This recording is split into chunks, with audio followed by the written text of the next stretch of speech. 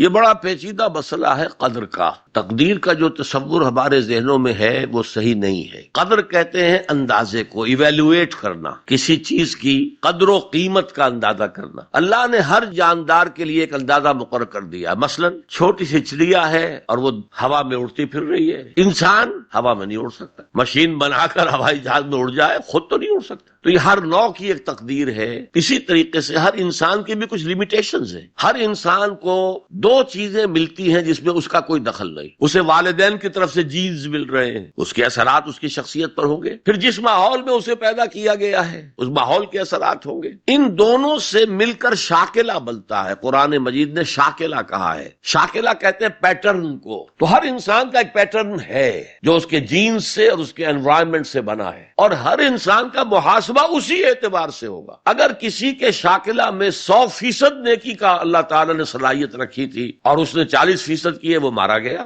جس کے اندر رکھی ہی 50% دی، اس نے 40% کر لیا، کامیاب ہو جائے گا. لا یکلف اللہ نفسا الا وسعها. Every individual will be judged according to what was given to him by Allah subhanahu wa ta'ala. لیکن تقدیر کا مطلب یہ نہیں ہے that we are bound to do something. No, there's no predestination. It's only pre-knowledge. اللہ نے مجھے اختیار دیا، چاہے یہ کرو چاہے وہ کرو، اما شاکرا و اما کفورا، فمن شاء فلیؤمن ومن شاء فلیکفر. جو چاہے ایمان لائے، جو چاہے کفر کا اختیار کر لے. لیکن اللہ کو معلوم ہے کہ تم کیا کرو گے. یہ پری نالج ہے اللہ کا، پری ڈیسٹینیشن نہیں ہے. اللہ نے مجبور نہیں کیا ہے. ہاں، وہ لمیٹیشن جو آپ کی شخصیت کے اندر ہے وہ اپنی جگہ ہے، لیکن نیکی اور بدی، خیر اور شر، حق و باطل کا چوائس آپ کو دیا ہے. اما شاکرا و اما کفورا، اور فمن شاء فلیؤمن ومن شاء فلیکفر. This free will is with you and you will be adjudged on the basis of this free will. البتہ کتنی نیکی تم کر سکتے تھے اتنی کر لی، کامیاب، چاہے وہ